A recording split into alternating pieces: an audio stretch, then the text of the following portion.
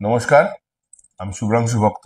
JN রায় হসপিটালের পক্ষ থেকে আজকে আমরা একটি সিদ্ধান্ত নিয়ে বিজ্ঞপ্তি জারি করেছি যে আমরা আজ থেকে অনির্দিষ্টকালের জন্য কোনো রকম বাংলাদেশি পেশেন্টকে অ্যাডমিট অথবা কোনো রকম মেডিকেল পরিষেবা দেব না।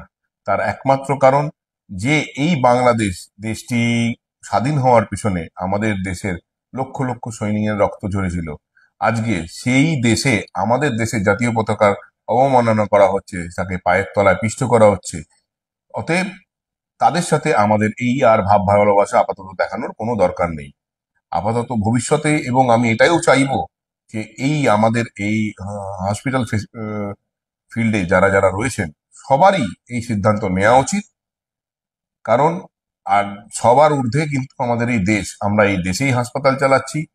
নিশ্চয়ই এই পরিষেবাটা মানব জাতির জন্য, কিন্তু যেটা বাংলাদেশে হচ্ছে সেটাও মানবিক নয়, অনেকটাই অমানবিক।